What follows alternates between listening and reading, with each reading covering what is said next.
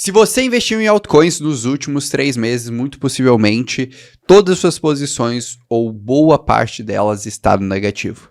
E você deve estar com o seguinte questionamento na sua mente.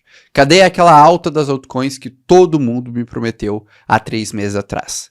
No vídeo de hoje, eu quero responder esse questionamento para você de uma forma muito simples e muito clara, te mostrando os fatores decisivos que podem fazer algumas altcoins virarem pó, irem a zero e derrubarem seu portfólio, e outras altcoins que têm grande potencial. Então preste muita atenção nesse vídeo, porque ele pode ser extremamente decisivo para o seu futuro do mercado de criptomoedas, especialmente nesse momento tão único do mercado. Então o primeiro fato que eu preciso comentar aqui com você é que fique tranquilo, se você está sentindo esse momento negativo das altcoins, de fato ele existe. Como você pode observar nesse gráfico aqui, que ele faz uma comparação entre performance das altcoins e do Bitcoin, a maioria das altcoins estão sofrendo e muito, não à toa que nós estamos no pior momento para estar posicionado em altcoins, pelo menos em termos de performance, desde outubro do ano passado. Normalmente, os piores momentos também são os melhores momentos de posicionamento. Mas, enfim, a gente vai entender se de fato isso é verdade e como a gente ajusta, entendendo um pouco mais o que está fazendo as altcoins caírem tanto. Para isso, eu preciso voltar um pouco atrás e olhar para o ano de 2021. O ano de 2021, para quem não se lembra, foi o ano que a gente teve o último topo do mercado de criptomoedas. E neles, nós também tivemos um outro evento muito relevante, que foi a entrada dos Venture Capitals. A gente pode observar que a gente teve um volume significativo dos Venture Capitals em 2021. E foi o ano que a gente começou a ter o processo da institucionalização do mercado de cripto. E por que isso aqui é importante? Diferentes de outros ciclos, quando a gente não tinha os fundos de Venture Capital, que basicamente são fundos que investem em ativos nos estágios iniciais, nós não tínhamos essa cultura tanto de vendas fechadas no mercado de cripto. E a maioria dos projetos acabava lançando através de ICO ou de vendas públicas. E muito do teu supply, da sua estrutura já era liberado logo de início. À medida que a gente teve a entrada dos Venture Capitals, nós começamos a ter um fenômeno muito relevante chamado de Fully Diluted Market Cap, ou valor diluído de market cap. O que acontece? Grande parte dos tokens liberavam apenas uma fração dos seus ativos para mercado, pois a maioria estava na mão dos Venture Capitals, e depois esses caras tinham a liberação dos seus tokens, e aí sim poderiam exercer pressão de venda sobre os ativos. E se a gente analisar, a gente percebe que boa parte dos ativos que estão sofrendo mais agora vem justamente dessas liberações de pressões de venda. Quer um exemplo disso? Basta observar o caso de Arbitrum, que em março deste ano teve a primeira liberação de tokens, desde então se tornou um ativo mais inflacionário e está na sua mínima histórica em relação ao Bitcoin. E aí vem a minha primeira grande dica. Se você está investindo em criptomoedas mais novas, observe qual que é o supply circulante, ou seja, a quantidade de ativos que está liberado, rotacionando no mercado. E quando nós teremos novas liberações desses tokens. 2 sites que podem te ajudar bastante nesse sentido são o Crypto Ranking e o Token Unlocks. Inclusive eu fiz um vídeo que eu vou deixar aqui no card, que eu expliquei em detalhes tudo isso, e você deveria assistir no final desse vídeo para entender mais. Mas não, esse não é o único motivo que a gente está tendo essa dinâmica. O segundo motivo é que justamente também por conta desse fator dos Venture Capitals, o mercado de cripto começou a se tornar muito competitivo em alguns nichos específicos de mercado, com muitos projetos lançando soluções muito similares ao mesmo tempo. E para exemplificar um pouco isso, eu quero pegar um exemplo do mundo real para depois você entender o que está acontecendo com cripto. Se você estava aí acompanhando o mercado, por exemplo, de delivery, de pedidos em aplicativos, ali no ano de 17, 18, você vai se lembrar muito bem da guerra entre iFood, Rappi e Uber Eats. O que aconteceu nessa época? Basicamente, todos esses players eles estavam chegando ao Brasil e cada dia você tinha um cupom diferente, uma oferta diferente de cada um desses projetos. E o que acontecia muitas das vezes? O consumidor ficava usando os 3, aproveitando ali o cupom dos 3, e na prática nenhum dos 3 era muito lucrativo. E todos os 3 tiveram uma dificuldade muito grande para ganhar mercado. E a gente precisou de vários anos até que um player específico, hoje o iFood, se consolidasse como o principal player de entregas. E os outros players acabaram morrendo. No mercado de cripto, nós estamos observando um comportamento muito parecido. O que acontece? Como os venture capitals, esses fundos de investimento arriscados, colocaram muito capital na mão dos projetos, muitos projetos foram lançando campanhas de airdrops e campanhas de engajamento e incentivo, e brigando entre si para pegar uma boa fatia do mercado. E isso acabou fazendo uma diluição da atenção e, naturalmente, também uma diluição do preço desses ativos. Isso fica muito evidente quando a gente analisa aqui o caso das segundas camadas, quando você observa de forma muito, muito clara que a maioria das segundas camadas apresentam uma performance extremamente negativa. Mesmo projetos mais consolidados de segunda camada de Ethereum, como era o caso de Polygon e OP, como projetos mais recentes, como o caso de Manta e Starknet. Então a gente percebe e entende muito isso. E tudo isso vem justamente dessa questão desse excesso de capital que os venture capitals alocaram no mercado de cripto lá em 2021, que permitiram essa dinâmica dos mercados. Então aí acaba criando uma segunda dica e um segundo insight muito importante para você, investidor que está alocado em altcoins. Observe se você não está num setor que está tendo uma pulverização de projetos. Quer ver um novo setor que está passando por isso? O setor de GPUs para inteligência artificial no mercado de cripto, que é o caso da Render, que teve diversas soluções sendo lançadas logo em seguida e que podem puxar aí um pouco a valorização da Render, dificultar um pouco o crescimento dela. Então, isso é um segundo grande exemplo disso. O terceiro ponto é que muitos investidores também aproveitaram aqueles hypes iniciais dos primeiros tokens lançados, que geraram performances positivas, e começaram a alocar em novos projetos que estavam sendo lançados, que estavam lançando token. Isso também teve um impacto muito negativo agora. Por quê? Porque muitos airdrops estavam sendo farmados, né, posicionados apenas por especuladores.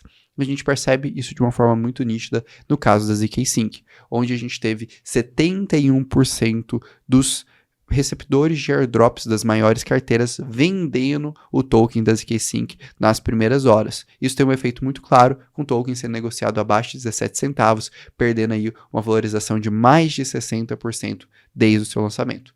E novamente, isso reforça o mesmo ponto. Essa entrada de capital de venture capital tendo esse impacto na estrutura de todo o mercado de cripto. Não à toa que o Chris, um dos fundadores da Placeholder, acabou fazendo um post falando que agora eles têm que refletir sobre a forma de estruturar os airdrops, especialmente observando os airdrops de Englayer, ZK-Sync e Layer 0. E aí vai até um alerta para você que está farmando airdrops. Cada vez mais vai mudar mais essa dinâmica e é importante você estar atento a isso para você continuar tendo bons resultados. Mas beleza, Orlando, você me deu vários motivos estruturais que estão afetando as altcoins, desde a liberação de novos tokens por parte de alguns projetos, o aumento da competitividade e disponibilidade de capital em setores específicos que estão diluindo todos esses ativos e no momento de baixa de interesse do mercado de cripto e baixa liquidez estão afundando os ativos, assim como novos projetos que foram lançados estão caindo bastante porque a maioria dos seus holders não tinham um mínimo interesse nos seus tokens. Então já entendi, mas como eu uso isso para minha tomada de decisão? Como eu ajusto meu portfólio para isso? E mais importante, como eu selecionando bons projetos para continuar investido ou elimino aí os projetos? E, afinal, a gente realmente vai ter out-season? Eu acho que essas são as perguntas que eu ainda falto responder nesse vídeo. E eu irei responder todas elas nessa segunda parte. Só antes, quero fazer um convite para você. Se você está buscando se atualizar sobre o mercado de criptomoedas, saber das principais novidades, ter informações sobre potenciais airdrops, potenciais ativos para investir e muito mais de forma 100% gratuita, essa é a sua oportunidade. Eu estou deixando no link do comentário fixado o Crypto Today, que basicamente é a minha newsletter diária, que eu sempre trago informações sobre o mercado de cripto, e lá você ganha acesso ao meu grupo de WhatsApp, que eu mando áudios diários te atualizando sobre tudo que é mais relevante no mercado. Então, tá esperando o quê? Só sair do vídeo e no link do comentário fixado e se inscrever. Não toma 20 segundos do seu tempo, você fica à frente do mercado e você aproveita e deixa o like e se inscreve aqui no canal, porque isso me ajuda bastante a continuar a produzir todo esse conteúdo que eu trago para você quase que diariamente. Mas beleza, já que você fez isso, já ficou à frente, vamos responder cada uma das suas perguntas. A primeira pergunta que eu quero responder é a clássica. Esse ciclo vai ser diferente, então não teremos out-season? O primeiro ponto é que, de fato, existem algumas diferenças evidentes nesse ciclo. A principal você pode ver nesse gráfico, que basicamente ficou muito mais fácil de criar criptomoedas. Então, esse ciclo vai ser diferente? A minha visão é sim e não. Sim, por quê? Porque, de fato, hoje não vão ser todas as altcoins no contexto de out-season que vão se desvalorizar. E basicamente, se você escolhesse qualquer coisa entre o top 100 do mercado, você já teria um bom retorno. Agora você precisa ser muito mais seletivo. Então essa é a grande diferença desse ciclo. Mas em relação a não ter out-season, eu particularmente não acredito nisso. Acredito que todos os fatores que geram out-season, como entrada de liquidez no cenário macroeconômico, e também o efeito riqueza da valorização do Bitcoin e Ethereum inicial irão acontecer. E provavelmente serão ainda mais impulsionados pelas aprovações do ETF Spot de Bitcoin e a futura aprovação do ETF Spot de Ethereum. Então eu acredito que a gente terá sim uma boa out-season. A diferença é que você precisa selecionar bons ativos. E aqui talvez venha o insight mais importante de todos.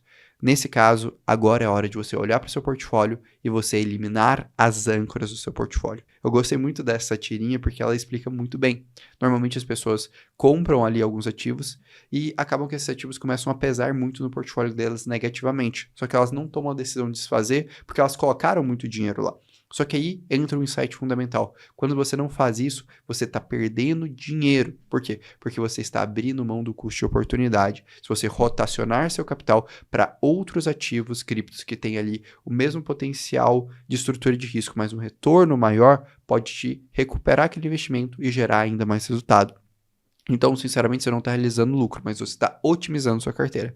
E aí, por isso que eu acho que você tem que olhar para o seu portfólio e eliminar as âncoras deles. Mas que âncoras? Quais seriam os sinais aí que eu tenho alguns ativos que são ativos âncoras e estão derrubando meu portfólio? Principais sinais. Esses ativos estão em setores extremamente competitivos, estão passando por fases de airdrops ou lançamento de novos projetos que podem diluir de forma significativa a atenção e o interesse nesses setores, como é o caso, por exemplo, do setor de L2 de Ethereum, que particularmente para mim eu reduzi significativamente minhas posições, apesar de no início do ciclo estava acreditando bastante nele, ele acabou se tornando um setor âncora para mim.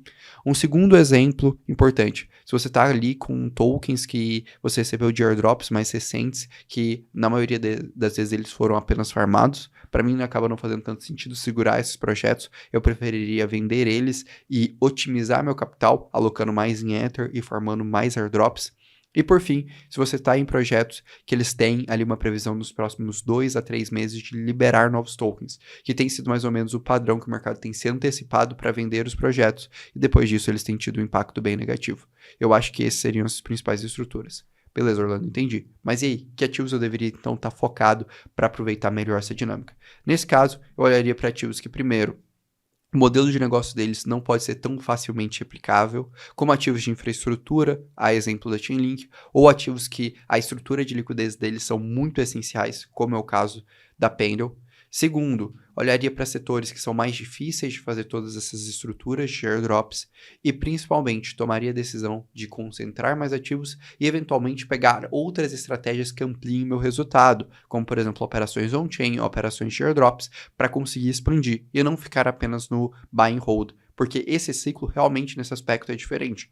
E a pessoa que sai do buy and hold e acaba aproveitando todas as outras alternativas, acaba pegando um efeito positivo do capital que entrou dos Venture Capitals lá em 2021, que é pegar todos esses incentivos e trabalhar com eles. Então eu acho que esse talvez seja um dos insights mais importantes para se trabalhar dentro de toda essa dinâmica.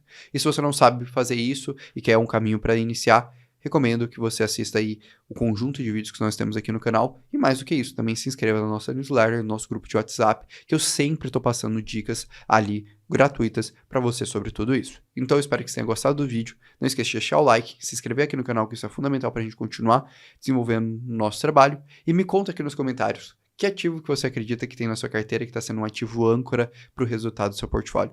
Deixa aí que eu quero saber a sua visão. Um grande abraço e até logo.